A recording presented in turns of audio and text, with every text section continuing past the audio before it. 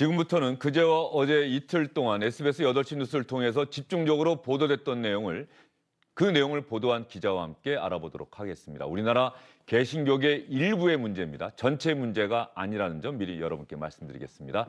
SBS 끝까지 판다팀의 이대욱 기자 나와 있습니다. 어서 오십시오. 안녕하십니까. 목사님들 이야기였죠? 네. 예. 처음 보도가 아마 목사님들이 되는 기간이 너무 짧다. 네. 네. 어느 정도면 목사가 된다는 얘기입니까? 정강훈 목사가 홍보를 하고 광고를 했던 신학원이 있습니다. 6개월 만에 목사 안수를 주겠다고 얘기를 하셨는데요. 6개월 만에요. 네네. 6개월 만에 다니실 수 있으실까요, 안수를? 아니 저는 뭐 6개월 만에 목사 안수 준다고 해도 다닐 생각은 전혀 없습니다만 일단은 지금 문은 닫은 상태입니다. 예. 왜냐하면 이제 정강훈 목사가 이제 다시 재수감이 됐기 때문에 지금 문을 닫은 상태인데 저희가 이제 그러니까 문의를 했을 때는 자신 있다. 6개월 만에 충분히 줄 수 있다. 이렇게 저희들한테는 설명을 했습니다. 6개월 만에 목사가 된다? 지금 뭐 우리 대한민국에 많은 교회들이 있을 텐데 그 교회에서 직접 예배를 주관하고 신도들과 이야기 나누고 예수님 말씀을 전하는 그런 목사님들 통상적으로 6개월 만에 목사가 됐을까요? 다들 예. 신학대학도 있을 것이고 뭐 이런 기간 찾으면 상당히 오래 걸리는 것 아닙니까? 일단 한 6, 7년 정도가 최소 기간이라고 보시면 됩니다. 그러니까 학부는 어느 과를 나와도 상관이 없고요. 예. 신학대학원 3년은 졸업을 해야지 이제 전도사로서 좀 봉사활동도 하고 그다음에 수련 기간을 1, 2년 거치게 됩니다. 그리고 전도사 고시, 강도사 고시 이런 게 있습니다. 그러니까 예. 교단별로 좀 다릅니다. 이름은. 그리고 이 절차도 조금씩 다른데 그런 어떤 전도사 혹은 강도사 고시를 합격한 후에 그다음 또 수련 기간이 있습니다. 그리고 목사 고시를 보고 그다음 또 수련 기간을 하고 목사 안수를 받는 거죠. 그래서 최소 6년, 빠르면 6년 그리고 길게 보면 한 10년까지 걸리는 기간이죠. 6년 걸리는 것을 6개월 만에 해주겠다. 정광훈 목사가 혹시 했던 얘기가 준비가 돼 있는 것 같은데 말이죠. 한번 들어보도록 하겠습니다.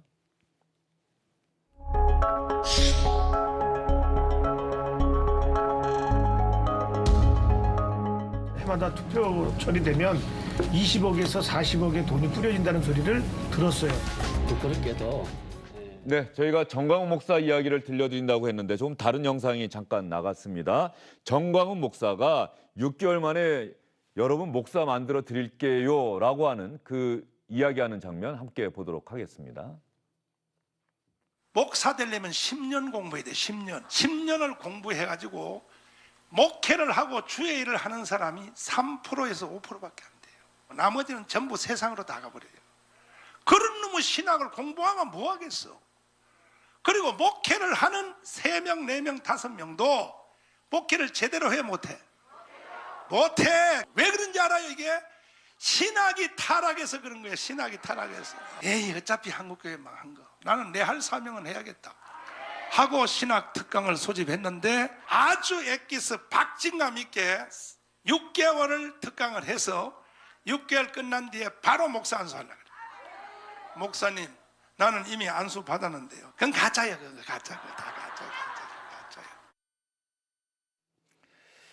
자, 이대욱 기자, 여기서 궁금해지는 건 말이죠. 네. 혹시 저렇게 정말 6개월 만에 목사가 된 목사들이 있는 건지, 그리고 한국 개신교회의 전체 목사들 가운데 그런 목사들의 비율이 어느 정도인지 이런 것 도대체 뭐 가늠이 될까요? 한번 질문을 해봤을 것 같은데. 개신교 내에서도 참 추산하기 어려운 문제라고 얘기를 합니다. 그러니까 일단 예전에는 저희가 한 50년대, 60년대 그러니까 개신교계가 한참 성장을 할 때는 어떻게 보면 신학대학원이라는 어떤 교육 체계가 잘 갖춰지지 않았던 시기가 있습니다. 그럴 때는 이렇게 작은 신학원, 이렇게 어떤 대안학교 개념의 신학원에서 공부를 하신 분들도 꽤 많이 있을 겁니다. 하지만 고도 성장기를 거치면서 우리도 이 신학대학원들이 체계가 잡혀지고 중요 교단마다 대부분 아주 철저한 커리큘럼으로 운영하는 대학원들이 다 있는 거죠. 그러겠죠. 예. 그런데 지금 어떤 세태냐면 교회 간판 하나만 달아서 신학대학원 간판 하나만 달아서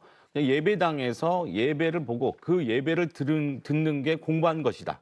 이런 식으로 운영하는 신학대학원들이 굉장히 많은데 그 수를 추산하기도 어렵습니다. 그리고 실제로 정광 목사가 하려고 했던 것은 정광 목사가 지금 재수감되면서 일단 중단됐다. 네. 이대욱 기자가 그렇게 이야기를 했는데 저곳에서 이미 목사를 배출하거나 그런 건 아닙니까? 아직은 아닙니다. 아직은 아니고. 하지만 이제 제가 찾은 신학원들을 네. 실태를 한번 조사를 해봤습니다. 그래서 일단 주요 포털 사이트에서 신학원이라고 치면 엄청나게 많은 이제 신학원들이 나옵니다. 임의로 전화를 하고 찾아가 봤습니다. 그랬더니 어떤 곳은 1년 안에 다 해주겠다. 아, 1년 안에. 얘기를 하는 곳이 있었고요. 거기서는 특히 또 이 시험 문제가 굉장히 어렵지 않겠냐라고 얘기를 했더니 시험 문제와 답은 다 홈페이지에 올라와 있으니 그걸 보고 제출하시면 됩니다라고 했고 제출도 카톡이나 이메일로 해도 된다는 이렇게 주먹구식으로 운영되는 곳도 있었고요. 또 어떤 곳은 저한테 자기가 또 미국 박사 학위까지 따주게 해주겠다고 이런 얘기도 자랑을 했는데요. 그거는 얼마나 걸린답니까? 기간은 너무 어이없는 얘기를 해서 기간은 물어보지는 않았는데 네. 그 명함에 있는 학교를 제가 찾아봤거든요. 그랬더니 그 유령대학으로 이제 학위 장사하다가 한번 적발이 됐던 학교더라고요. 예. 그런 곳들이 아주 쉽게 우리 주변에서 찾을 수 있는 실정입니다. 예. 성직자 개신교 목사 그 목사를 믿고 그 다니는 교회 신도들이 또 얼마나 많습니까? 그런 목사님들이 되려면 그래도 모두가 공인할 수 있는 그런 과정을 거쳐서 네네네. 그 목사가 돼야 할 텐데 그런 목사가 되는 과정을 아예 6개월 만에 속성 단기 코스 마치 재수학원처럼 말이죠. 그렇게 하겠다는 발상 자체가 일단 이해가 안 되는데 걱정되는 건 실제로 그렇게 목사가 되신 분도 있을 수 있다.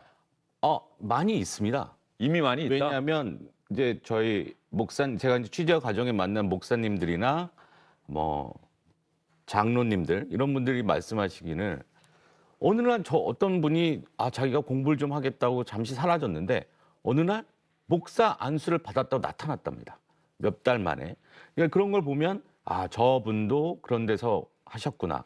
그러니까 이런 분들이 물론 주요 교단의 주요 교회에 자리를 잡기는 어렵겠지만 뭐 좀 외진 지역이나 아니면 좀 어르신들이 많은 동네에 가면 그분이 어느 학교에서 목사를 받았고 안수를 받았고 어떻게 공부했는지 누가 검증을 할 수 있겠습니까? 그냥 나는 안수를 받았다고 얘기하면 되니까. 그렇게 운영하는 교회들이 꽤 있는 겁니다. 예. 참 모르겠습니다. 이 종교라고 하는 것은 워낙 좀 다른 영역이긴 한데 뭐 예전에야 어디 뭐 정식으로 된 신학대학이 있었겠습니까만은 어쨌든 간에 문명화되면서 신학대학과 신학대학원 이런 절차가 분명히 정해진 건데 네네. 그 6개월 만에 목사 안수를 주겠다.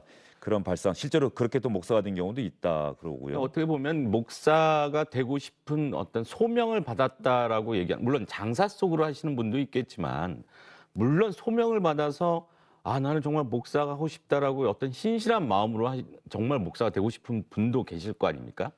근데 좀 요즘에 좀 이렇게 목사님들 말씀을 들어보니 이 소명만으로 해서는 안 된다라는 것이죠. 그러니까 이 목사가 되기 위한 공부가 역사와 철학과 언어 막 복합적인 지식과 사회에 대한 통찰, 자기에 대한 끊임없는 성찰들이 몇 년 동안 쌓이고 그런 자격이 있는 사람들의 후보군에서 공부를 하고 그런 과정을 거쳐서 안수를 받고 안수를 받은 이후에도 끊임없는 공부와 성찰이 필요한 직업인데 그냥 난 교회를 오래 다녔으니 이번 기회에 한번 목사가 한번 돼봐야지라고 해서 그런 신학원을 절대 찾으면 안 된다고 말씀을. 예, 알겠습니다. 무엇보다 목사가 되기 위해서는 성경에 대한 통찰이 가장 중요하겠죠. 네네. 성경, 하나님과 예수님의 말씀을 잘 전해야 되는 게 목사님의 본분이라는 생각이 좀 드는데 그러다 보니 목사, 이거 다시 한번 말씀드립니다만 전체의 물론. 이야기가 아니라 일부의 이야기인데 돈과 권력을 좇는다. 목사가 하나님의 말씀, 하나님의 은혜를 세상에 전파하는 것이 아니라 오히려 돈과 권력을 좇는 마치 정치인 같은 모습을 보인다라고 하는 게 있는데 바로 정광훈 목사가 회장으로 했던 한기총과 관련한 이야기도 우리 이대욱 기자가 취재를 했는데 말이죠. 저희가 준비한 영상부터 한번 보시죠.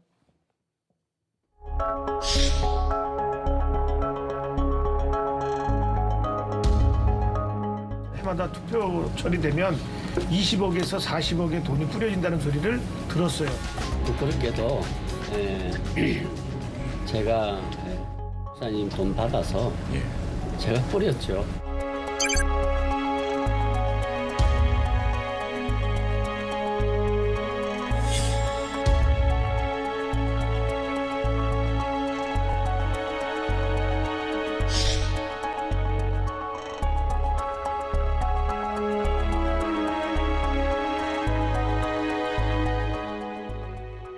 영상에 이명박 전 대통령 부부가 무릎 꿇고 기도하는 장면이 나오네요. 저게 한기총 회장으로 있는 목사 앞에서 저렇게 한 겁니까? 네, 그렇습니다. 지금 저 영상이 제가 9년 전에 시사 예. 프로그램에서 취재를 했던 영상인데요. 저 때 한기총 돈 선거로 논란이 됐던 목사님이 길자연 목사님과 이광선 목사님이셨습니다. 제가 이번에 그 전광훈 목사의 그 신학교 취재를 하다가 그 두 분, 돈 목사로 문제를 일으켰던 두 분이 그 전광훈 목사의 신학교에 고문으로 올라가 계시더라고요. 예. 그러면서 약간 이분들이 아직도 이러시는구나라는 어떤 안타까움을 좀 느꼈고요. 특히 길자연 목사님은 그런 의혹을 받고 나서도 계속 대표회장직을 유지하면서 당시 이제 이명박 대통령의 조창기도회에서 이명박 대통령의 무릎을 꿇고 기도를 하게 하면서 좀 큰 무리를 일으키기도 했습니다. 예. 그런데 저런 한기총이 정광훈 목사가 회장이 되면서는 상당히 쪼그라들었다, 왜소화됐다는 얘기가 있던데. 실은 그 전부터 시작된 겁니다. 예. 돈 선거가 굉장히 크게 논란이 되면서 일단 탈퇴가 시작됐습니다. 이 한기총이 그때 우리나라 개신교에서 최대 단체였는데 월드 비전이 제일 먼저 탈퇴를 했습니다. 왜냐하면 이제 후원자들의 어떤 그 후원으로 운영이 되는 어떤 봉사 단체 성격의 큰 단체인데요. 너무나 많은 항의 전화를 받았답니다. 탈퇴하라. 그런 곳에 왜 월드비전이 들어가 있냐. 이런 식의 어떤 비난을 받다 보니까 뭐 대부분의 주요 교단은 다 떠났고 지금은 교인 3% 정도만 소속되어 있는 어떤 협의체가 됐고 최근에 올해 초에는 몇 개 주요 교단들이 다시 한기총에 한번 들어가 볼까라는 생각도 했다고 합니다. 예. 하지만 전광훈 목사가 이제 결정타를 날리면서 그냥 없는 일로 됐다고 합니다. 정광훈 목사가 날린 결정타가 뭡니까? 코로나 사태 이제 광화문 예. 집회로 너무 큰 비난을 받으면서 예, 한기총은 이제 더 이상 대한민국 개신교를 대표하는 그런 단체는 아니다. 네, 지금은 한교총이라고 한국교회총연합회 그다음에 기독교 교회 협의회 이 두 단체가 주로 이제 대표성을 좀 띈 단체라고 볼 수 있습니다. 예, 한기총의 사례가 일종의 권력을 좇는 목사의 모습이라고 한다면 각 목사들 가운데 교회에서 문제가 된 경우가 있으면 대부분이 돈 문제다라는 이야기까지 우리 이대욱 기자가 취재를 했던 것 같은데 그 영상도 한번 보겠습니다.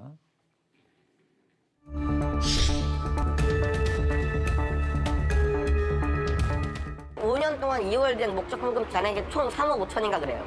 없어요. 그냥 돈이 없어요. 내가 당신들의 영적인 아버지다.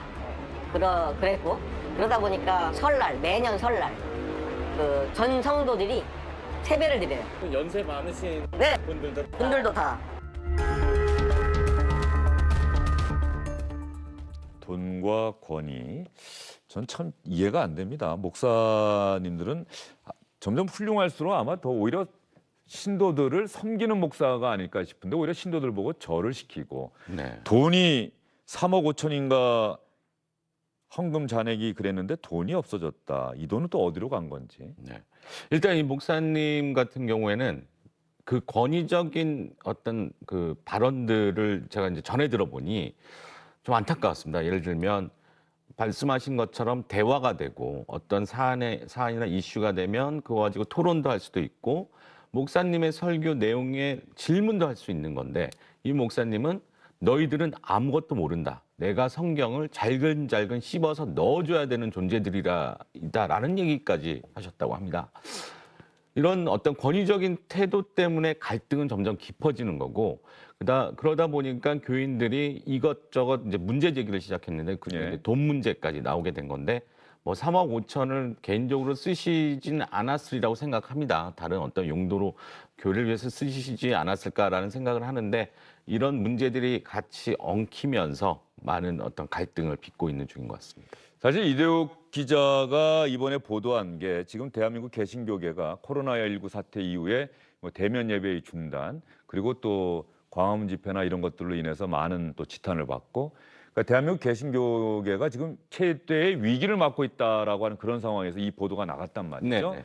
이 보도가 나간 이후에 어떤 개신교계나 이런 쪽의 반응 같은 것들이 상당히 많았을 것 같은데. 개신교계가 문제 제기와 비판을 수용했다면 이렇게까지 변하지 않았을 것이다. 이렇게까지 나빠지지 않았을 것이다라는 게 제가 만나뵀던 목사님들의 말씀이었습니다. 예.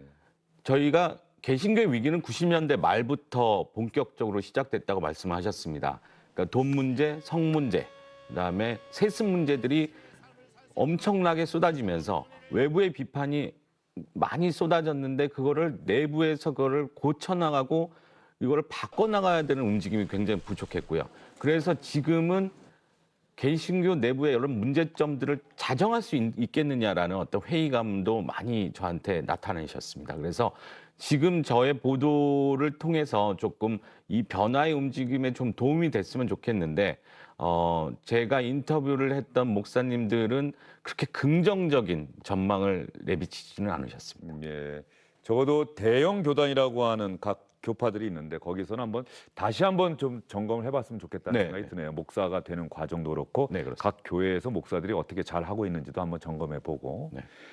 그래도 희망을 가져볼 만한 목사님들도 여전히 많은 것 아니겠습니까? 네, 맞습니다.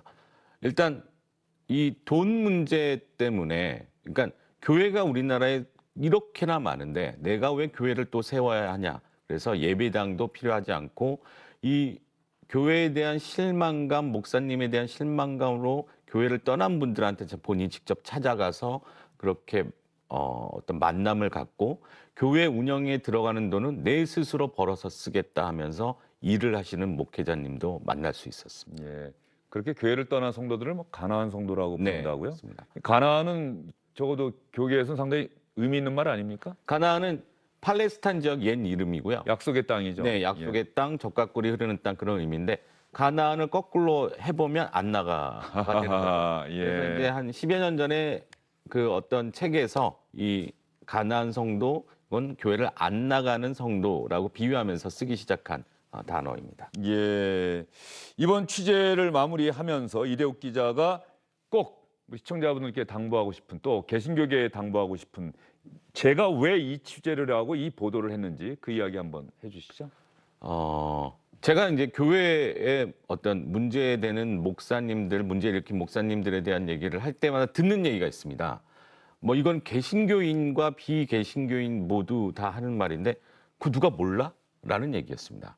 그만큼 문제가 심각하게 오래됐는데 이제는 좀 지적하는 것도 좀 지친 게 아닌가라는 생각이 들었고요. 하지만 이제 이번에 어떤 코로나 사태 이후에 여러 가지 문제가 있었고 그다음에 이 무자격 목사가 양산되는 어떤 그 시스템도 실체를 이제 찾게 돼서 제가 좀 장기적인 어떤 취재를 하게 된 건데요. 예전에 만났던 그 손봉호 교수님이 예, 서울대. 예, 어떤 보면 이 개신교계의 큰 어른이시잖아요. 저한테 하셨던 말씀이 아직도 기억이 납니다. 그냥 우리는 예수님의 가르침대로만 살면 된다라고 얘기를 하셨거든요. 그거는 그냥 주위의 약자들, 소외된 자들을 위한 삶이고 그거에 대한 사랑이라고 말씀하셨습니다. 예, 알겠습니다. 이대욱 기자가 우리 개신교계의 일부의 문제점을 열심히 취재해서 여러분께 보도해드렸고 그 내용을 함께 이야기를 나눠봤습니다. 마지막으로 이대욱 기자가 만나봤던 최주광 목사님 아마 부업으로 목수를 하고 계신다고 하는데 이분은 원래는 대부분의 교회들은 목사가 부업을 하는 걸 못하게 하죠. 있습니다. 예, 목회 활동에 전념해야 되기 때문에 다른 일을 하면 안 된다라고 원래는 금지를 시키고 있습니다. 그걸 넘어선 거네요, 이분은. 그걸 거스르겠다고 결심한 겁니다. 이거는 돈 문제에서 내가 떠나서 본질을 보고 목회 활동하고 싶기 때문에 그걸 거스르겠다라고 결심한 그러니까 거죠. 최중환 목사는 목수를 하면서 번 돈으로 교회를 운영하고 네. 소규모 교회를 운영하고 교인들로부터는 헌금을 안 받고. 네, 그렇습니다. 예, 알겠습니다. 최주광 목사의 이야기 마지막으로 여러분과 함께 들어보도록 하겠습니다. 교회 다니시는 분들, 목사분들 한번 잘 들어봐 주셨으면 좋겠습니다. 그리고 이대욱 기자 정말 수고 많았습니다. 목회자가 교회로부터 재정을 독립하자라는 거였어요. 그래야지 좀 건강한 목회를 할 수 있지 않을까라는 생각에 이 직업을 갖기로 그때부터 처음부터 이제 생각을 했죠. 이제 성경에 보면은 그리스도의 피값 주고 세운 교회라고 하는데 그거는 건물을 얘기하는 게 아니거든요. 그런데 언제부턴가 교회는 예배당이 교회가 되어버렸고 그 예배당이라는 그 건물을 지키기 위한 어떤 구조와 조직들을 만들었고 그것들을 유지하는 게 더 훨씬 중요하게 되어버린 거죠. 그러니까